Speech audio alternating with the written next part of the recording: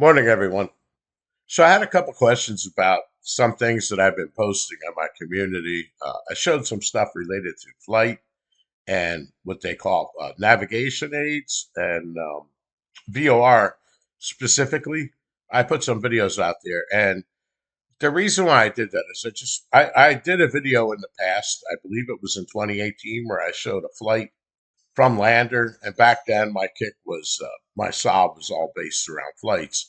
Eventually, of course, obviously, I came to the conclusion that Forrest Fenn did not expect people to be pilots and stuff, but I was getting pretty deep into that. But it's still related to the solve, and I want to kind of show it in such a way that Forrest sort of made you a pilot, in my opinion, without you having to understand all of the explicit details.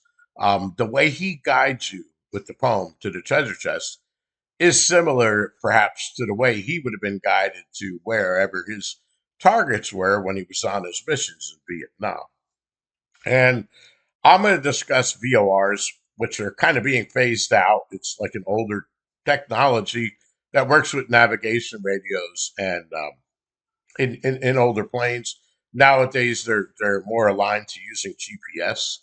However, during the war, they had temporary. The military would have temporary VOR stations, and one of the ones, for example, would have been on top of Mang Yang Pass in Vietnam, and those would help Forrest fly around and navigate through Vietnam while he was sent out on his mission. So there's a whole science to how they work, and I'm not going to explain it. That's why I put the video out there. It's really not necessary to know all of that stuff in order to solve the poem. Obviously, he doesn't expect you to be a pilot. But what a VOR is basically a station, radio station, that broadcasts the signal all 360 degrees, all the way around it. Okay. And of course, it's facing magnetic north, and each one of these are magnetic radials that radiate out from the station. And you could use that to determine where you are in relation to the station. You could use it, two of them, to triangulate a position. You could use them to fly to the station, away from the station.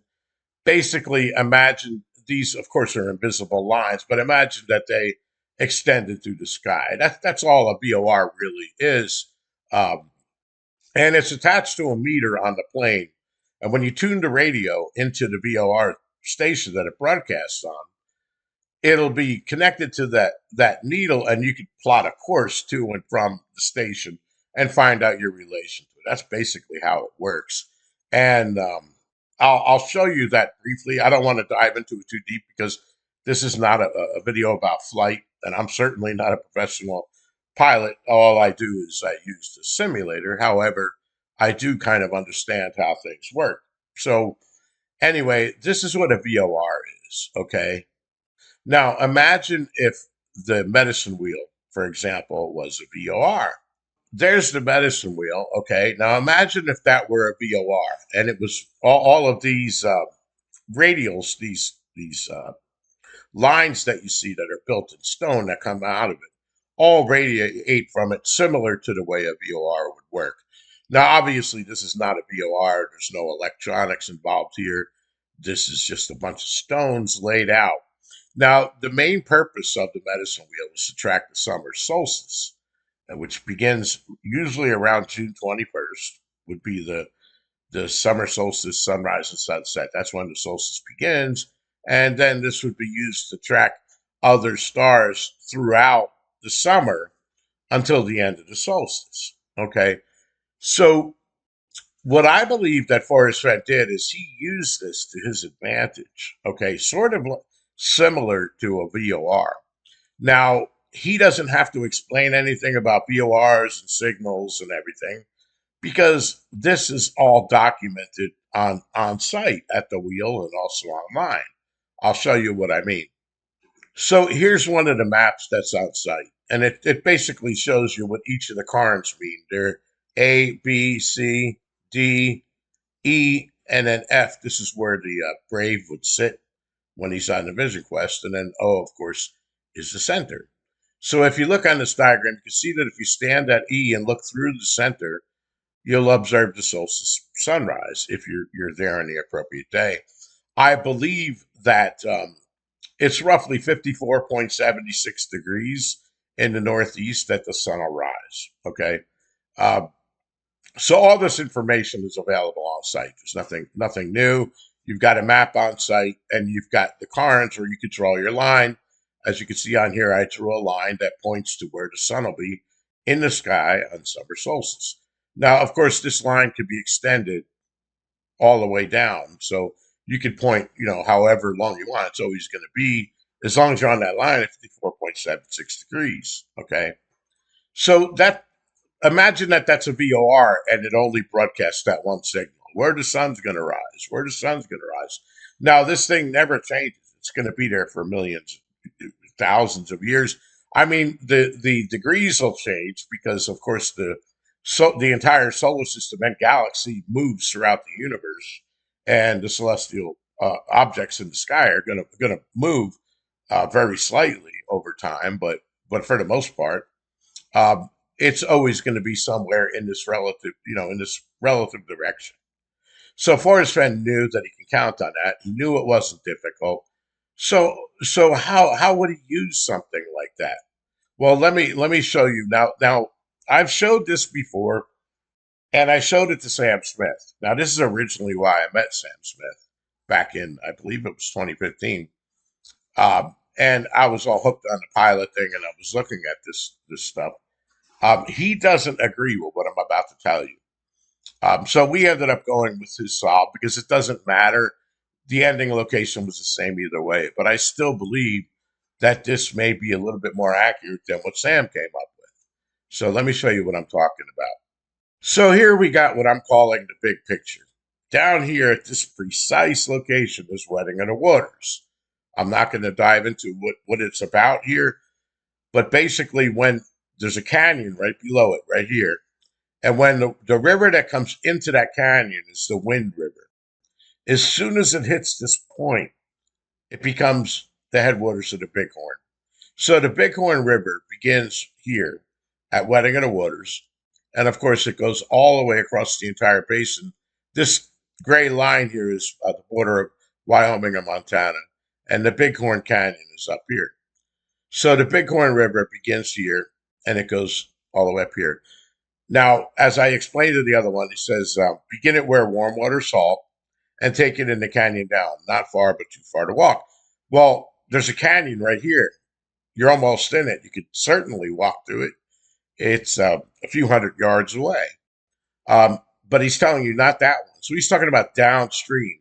The Bighorn River flows this way, flows north, and it goes into the Bighorn Canyon. So everything is named the same. The canyon is the Bighorn Canyon. So he's telling you also you can't walk through it. Obviously, this is far. You're not going to be walking this. You would have to take a boat or drive or whatever you're going to do to go up there. Forrest Fenn had also said that some people have gotten the first two clues correct, and then they went right past the other seven. Well, let's look at a way that can happen. First of all, we know for a fact that the first clue is begin at where warm water salt. There's nobody that's going to deny that. Forrest Fenn said it. We also know through his interviews that there are at least 3 or 4 clues in the second stanza. And remember, the first one is going to begin where warm water salt. So there's 2 or 3 other clues in that same stanza. We also know that the clues are consecutive, okay, are contiguous. So they touch each other and they follow each other in the poem. So you could speculate that the second clue would be the canyon, okay, because it's right after warm water salt. It's touching warm water salt. It says, begin at where warm water salt and take it in the canyon down. So those would be 2 clues, let's say, right? So somebody got both of those right, but then they went right past the other 7.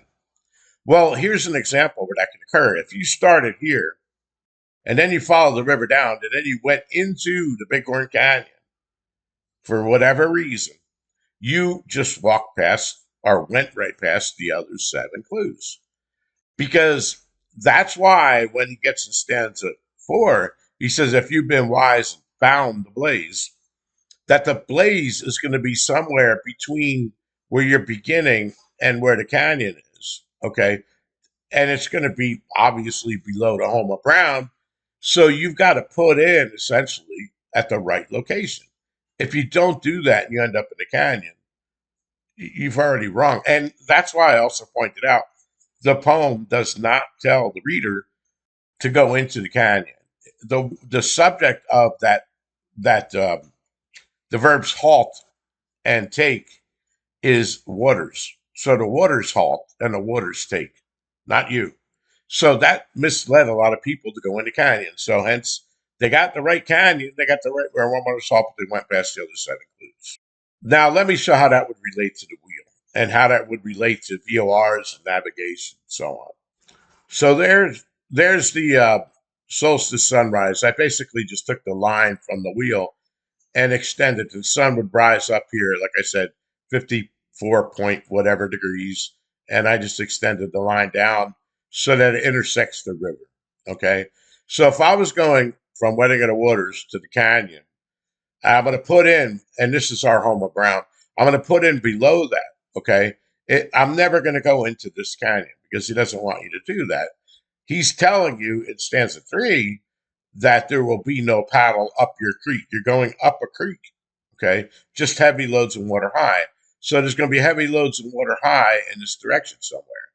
So this would kind of be, if the wheel was a VOR, this would be the main radial, okay?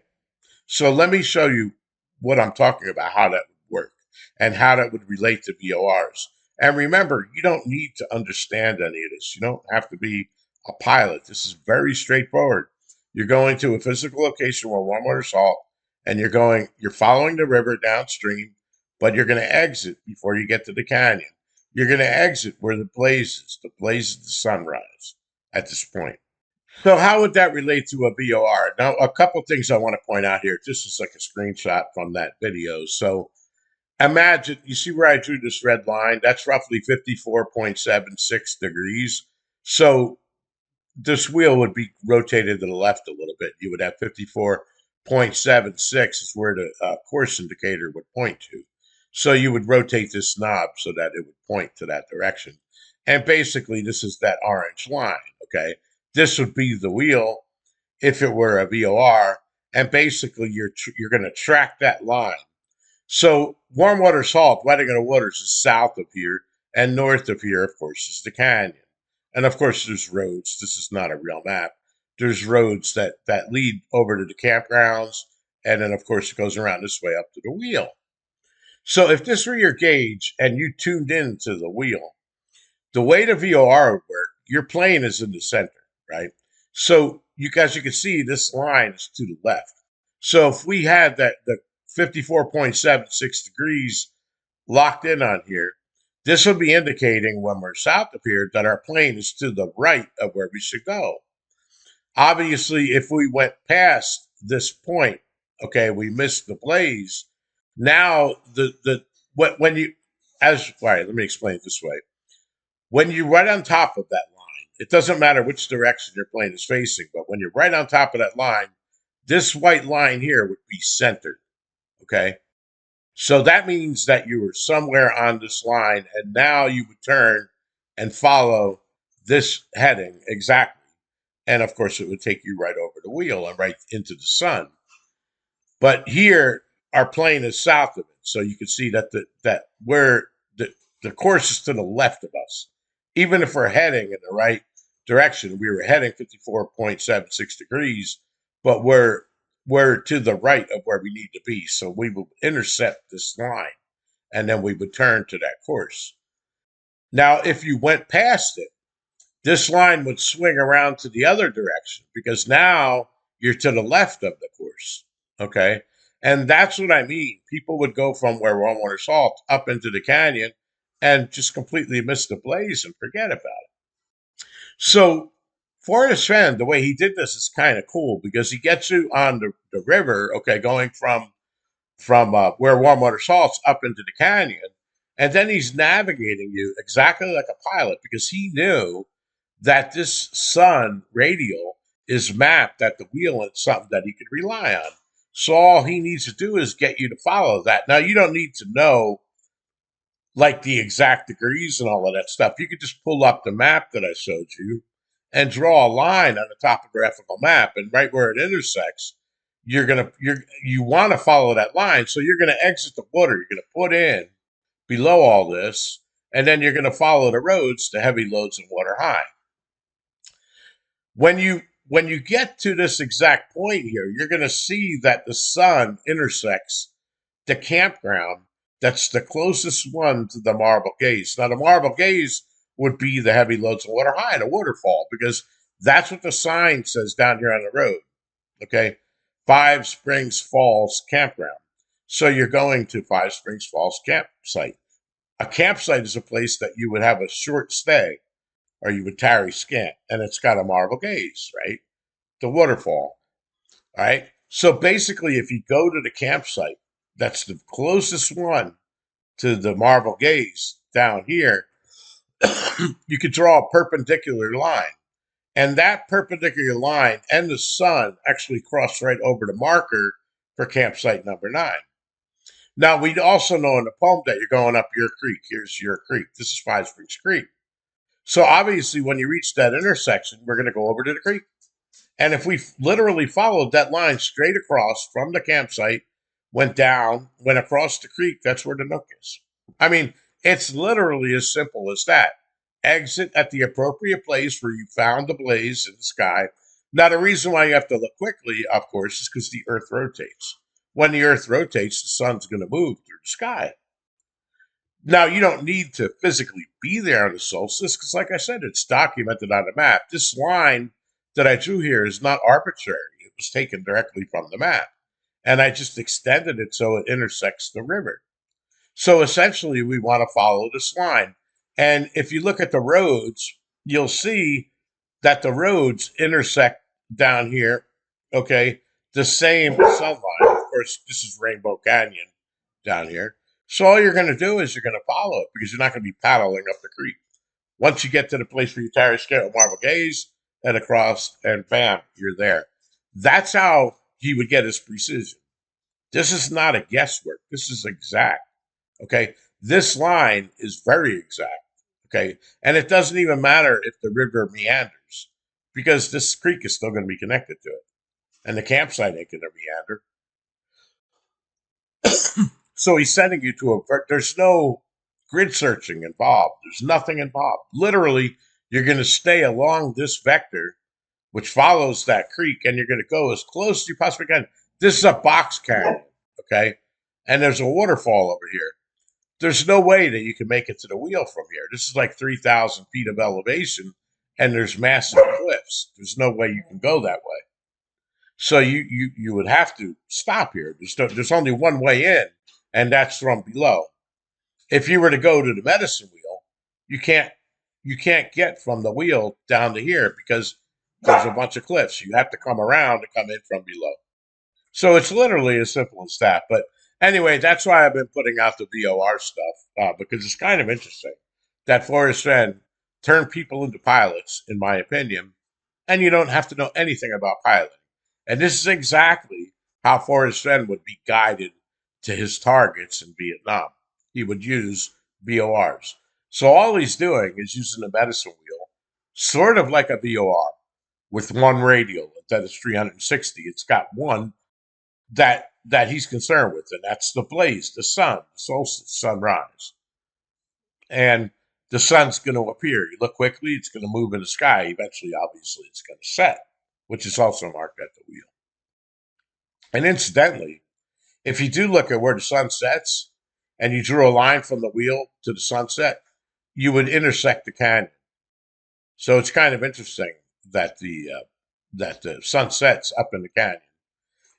Either way, that's all I wanted to say. I just wanted to show you guys, and I guess I'll talk to you guys on Saturday. I imagine Street's going to go live. Yeah, that's really all I got to say.